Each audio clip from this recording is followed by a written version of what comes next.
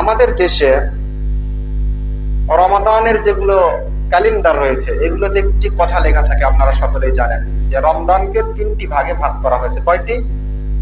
3টি ভাগে ভাগ করা হয়েছে।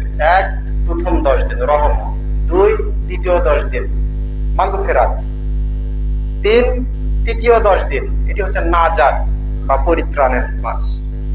3টি ভাগে ভাগ করা হয়েছে। এই কথাটুকু কতটুকু যৌক্তিক? সাহিহ ইবনুল খুজাইমার মধ্যে একটি হাদিস এসেছে, 1887 নম্বর হাদিস। সালমান ফারসি রাদিয়াল্লাহু আনহু বর্ণিত রয়েছে, রাসূল সাল্লাল্লাহু আলাইহি সাল্লাম বলেছেন, শাহরু রমাদান আউয়ালুহু রাহমা ওয়া আওসাতুহু মাগফিরা ওয়া আখিরুহু তাকাউ মিনান নার। যে রমজান মাসের প্রথম অংশ, প্রথম 10 দিন হচ্ছে রহমতের, দ্বিতীয় 10 দিন হচ্ছে মাগফিরাতের, ওয়া আখিরুহু তাকাউ মিনান নার, আর তৃতীয় দশক হচ্ছে জাহান্নাম হতে নাজাত, মুক্তি। ভাগ করা হয়েছে। কিন্তু হাদিসটি কতটুকু সহিহ? এই হাদিসে মোটামুটি 2 থেকে 3টি অপরাধ রয়েছে, দুষ্টুটি রয়েছে, যে কারণে হাদিস মুহাদ্দিসিন কিরাম কেউ গ্রহণ করেন নাই। 1, অত্র হাদিসে সালমান ফারসি হতে সাইব ইবনুল মুসাইয়াবের নিকট সাইব ইবনুল মুসাইয়াব বর্ণনা করেছেন সালমান ফারসি, সাহাবা সালমান ফারসি থেকে। কিন্তু সালমান ফারসির সঙ্গে সাইব ইবনুল মুসাইয়াবের কখনোই সাক্ষাৎ হয়নি।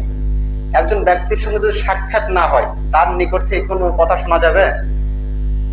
শোনা তো যাবে না। তখন তার মোবাইলের যুগ নয় যে মোবাইলে শুনেছি। হাদিস বর্ণনার ক্ষেত্রে সাইব ইবনুল মুসাইয়াব সাহাবা সালমান ফারসির কাছেই যাননি, তার নিকটেই যেতে পারেননি। কি জন্য যেতে পারেননি? হয়তোবা যখন সালমান ফারসি মারা গেছেন তারপরে সাইব ইবনুল মুসাইয়াবের জন্ম, সাক্ষাৎ প্রমাণিত নয়। তাহলে হাদিসটি কেমন করে গ্রহণীয় হতে পারে যে আমি সালমান ফারসির নিকট থেকে শুনেছি কিন্তু তার সাথে সাক্ষাৎই প্রমাণ নয়? দ্বিতীয়ত হচ্ছে, উক্ত হাদিসের মধ্যে আলী বিন যায়েদ ইবনে জাদআন নামে একজন রাবী রয়েছেন। আলী বিন যায়েদ ইবনে জাদআন ইনি হচ্ছেন যায়িফ বা দুর্বল রাবী। ইমাম ইবনে হাজার আসকালানী রাহিমাহুল্লাহ, ইমাম আহমদ বিন হাম্বল রাহিমাহুল্লাহ, ইমাম নাসাই রাহিমাহুল্লাহ, ইমাম ইবনে খুজাইমা রাহিমাহুল্লাহ, আরো অনেক মুহাদ্দিসিন কিরাম এই আলী ইবনুল মুসাইয়াবকে তারা জয়ীফ বলেছেন, দুর্বল বলেছেন, কাজে হাদিসটি গ্রহণীয় নয়। তৃতীয়ত হচ্ছে হাদিসটি মুনকার বা প্রত্যাখ্যানযোগ্য। শেখ মুহাম্মদ নাসিরউদ্দিন আলবানী রাহিমাহুল্লাহ, আবু হাতিম আল রাজি রাহিমাহুল্লাহ তারা হাদিসটিকে মুনকার বলেছেন, যে হাদিসটি প্রত্যাখ্যানযোগ্য। তাহলে একটি হাদিসের 3টি দোষ রয়েছে, কাজেই এই হাদিস কখনো গ্রহণীয় হতে পারে না।